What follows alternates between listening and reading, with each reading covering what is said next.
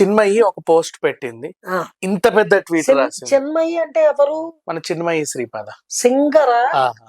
ఆహా, పాడుతున్నారు ఆవిడ ఇప్పుడు? పాడుతుంది, పర్లేదు, ఆహా. డబ్బింగ్ కూడా చెప్తుంది. ఇంత పెద్ద పోస్ట్ పెట్టింది. ఉమ్, ఒక ఒక కాంగ్రెస్ మహిళా నేతని ఉద్దేశించి పెట్టింది. అయ్యో. ఉమ్, ఏమైందా అంత ట్వీట్ ఎందుకు రాసావు అంటే, ఉమ్, ఆవిడ నోరు అలా ఉంది. ఉమ్, ఆవిడని ఎన్ని విధాలుగా చెప్పాలో, ఏ రకంగా చెప్పాలో అర్థం కాక పాపం ఈవిడ రాత్రంతా కూర్చొని ఇంత పేజ్ రాయాల్సి వచ్చింది. ఉమ్, యాక్చువల్ చెప్పాలంటే ఉమ్, మగవాళ్ళ ప్రవర్తనకి కారణం ఉమ్, అంటే ఒక టైప్ ఆఫ్ ప్రవర్తనకి కారణం ఉమ్, ఆడవాళ్ళ దుస్తులే అని ఒక ఆవిడ స్టాంప్ వేసింది. ఉమ్, ఎంత మంచి స్టాంప్ అంటే అంత మంచి స్టాంపింగ్. దీని అంటే ఏదో సుప్రీం కోర్టు తీర్పు ఇచ్చినట్టుగా స్టాంప్ ఇచ్చేసింది. ఉమ్. నెక్స్ట్ ఆ తర్వాత ఆ మాట పట్టుకొని ఈవిడ ట్వీట్ చేశారా? అలా అనకూడదని ఈవిడ ట్వీట్ చేసింది. ఉమ్, మనం ఆ కాంగ్రెస్ మహిళా నేత, ఇప్పుడు నాకు కాంగ్రెస్ మహిళా నేత అనాల్సిన అవసరం లేదు. ఎందుకనాలి? ఆవిడ ఏమైనా కాంగ్రెస్ లో ముఖ్యమంత్రి, ఇంకేమైనా మంత్రా, లేకపోతే ఒక ఏదనిదా, అది వేరే విషయము. మనకు అవసరం. ఈ ట్వీట్లు ఎందుకండి చేస్తారు? డైరెక్ట్ గా ఆవిడ ఎవరో తెలుసుకొని, ఫోన్ నంబర్ తెలుసుకొని, ఆవిడ అంత ధైర్యంగా చక్కగా స్టాంపులు వేసి చక్కగా మాట్లాడుతున్నారు. ఎందుకు అలా మాట్లాడుతున్నారు? ఆవిడతో నేరుగా ఈవిడ కూడా మాట్లాడొచ్చు కదా. ఇప్పుడు మగవాళ్ళందరినీ ఒక తాటి మీద కట్టడం కరెక్ట్ కాదు. కొందరు దుర్మార్గపు ఆలోచనలతో ఉండేవాళ్ళు కొందరే ఉంటారు, అందరూ అలా ఉండరండి. ఆవిడ ఎవరో అడ్రస్ లేని చిల్లర్స్ అంతమ్మా, ఎక్కడి నుంచో వచ్చింది. అందరినీ ఒక తాటికి కట్టేయడం కరెక్ట్ కాదమ్మా. ఏమైనప్పటికీ చిన్మయి అలా అడిగింది అంటే, చిన్మయే కాదు, ఎవరైనా కూడా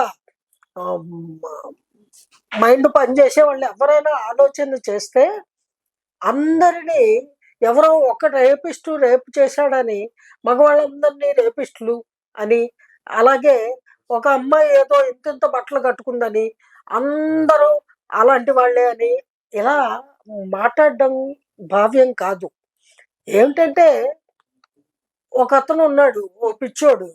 ఆ పిచ్చోడు హిందువులందరూ రేపిస్టులు అని ఒక స్టాంప్ వేసినట్టు స్టేట్మెంట్ ఇచ్చాడు. వాడిని హిందువులందరూ ఏదో చేస్తారు ఇక్కడికి వస్తే. నేను నా నోటితో అలాంటి అసభ్యకరమైన మాటలు మాట్లాడలేను. అలాగా మగవాళ్ళందరూ కూడా ఇలాంటి వాళ్ళు, అలాంటి వాళ్ళు అని అనకూడదండి. కొందరు మగవాళ్ళు అలా ఉండొచ్చేమో, అలాగే కొందరు ఆడవాళ్ళు అలా ఉండొచ్చేమో. అందరూ అలాగా అని అనకూడదు. అది తప్పు. అది ఎవ్వరూ కూడా అంగీకరించరు, ఎవరు ఆమోదించరు, అభినందించరు. అది కరెక్ట్ కాదండి. ఇవన్నీ పోతే అమ్మా, ఒక సంఘ సంస్కర్త బయలుదేరి వచ్చింది ఎక్కడి నుంచో. ఆ ఒక చిల్లర సంత, ఇంకా సింపుల్ గా చెప్పాలంటే నోటుకు హద్దు అదుపు లేదు. మాట్లాడే మాటల్లో స్పష్టత లేదు. స్పష్టత ఇన్ సెన్స్ అంటే ఆవిడ నేను షేవింగ్ చేయట్లా అంటే ఆ తరిక సరిగ్గా లేదు. అండ్ ఒక రీతి, ఒక తెన్ను, ఒక తీరు అనేవి ఏమీ లేవు. ఆవిడ్ని మళ్ళీ ఆవిడతో పాటే ఇంకొక మంది ఉంటది, వాళ్ళే సెట్ అన్ని ఛానల్ తిరిగి మళ్ళీ అదే కొట్లాట మళ్ళీ పెట్టుకొని వస్తా ఉంటారు అనమాట. ఆవిడకి మీరు ఒక కౌంటర్ ఇవ్వండి. అంటే కొత్త మాటలు ఎక్కడి నుంచి పుడతాయండి? కవులంటే కొత్త కొత్త రచనలు చేస్తారు, వాటికి కొత్త పేర్లు పెడతారు, పుస్తకాలు అచ్చు వేస్తారు. ఈ వాగ్దాటి ఉన్నవాళ్ళు, వాక్చాతుర్యం ఉన్నవాళ్ళు, టాకిటివ్నెస్ ఉన్నవాళ్ళు బాగా మాట్లాడతారు. కానీ ఒక సబ్జెక్టు గురించి ఒక 20 ఛానల్స్లో మాట్లాడాలి అంటే ఆ ఒక సబ్జెక్టు గురించే కదా మాట్లాడాలి. కొత్త మాటలు ఎలా వస్తాయి? అవే మాటలు రిపీటెడ్ గా మాట్లాడతారు.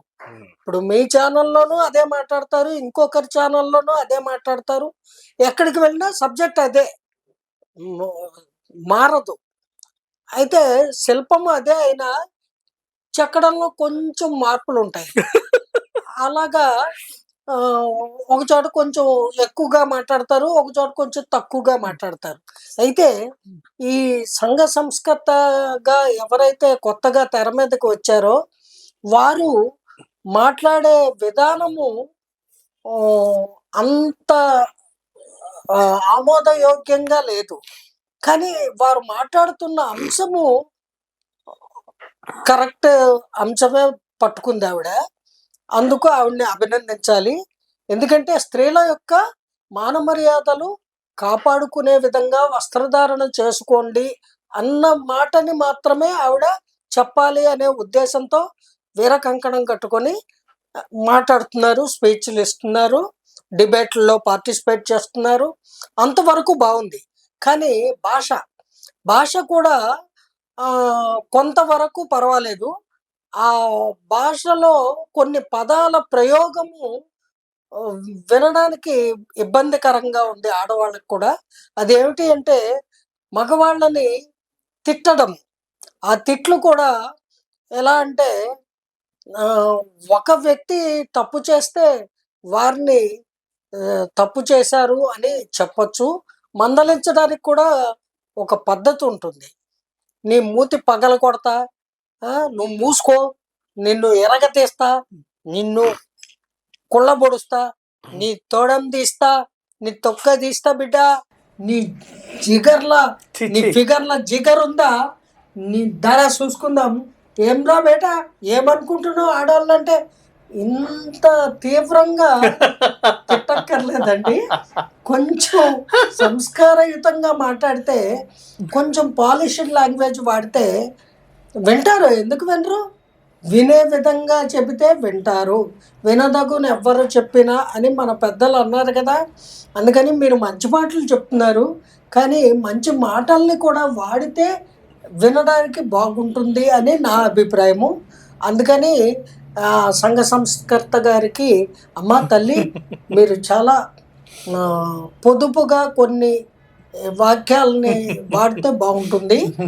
వాటిని మీరు వెళ్ళిన ప్రతి ఛానల్లోనూ విరివిగా వినియోగించారనుకోండి, అదే క్యాసెట్ ప్లే చేస్తున్నట్టుగా అనిపిస్తుంది. కొంచెం తేడా ఉండాలి కదా. అందుకని కొంచెము మర్యాదగా మాట్లాడుతూ వస్తే వినడానికి కూడా ఇంట్రెస్టింగ్గా ఉంటుంది. లేకపోతే ఎవరివిడ ఎక్కడి నుంచి వచ్చింది సడన్గా అనే భావన కలుగుతుంది. అది కలగకుండా మీరు జాగ్రత్త పడండి. ఇది మీ మేలు కోరి చెప్తున్నాను.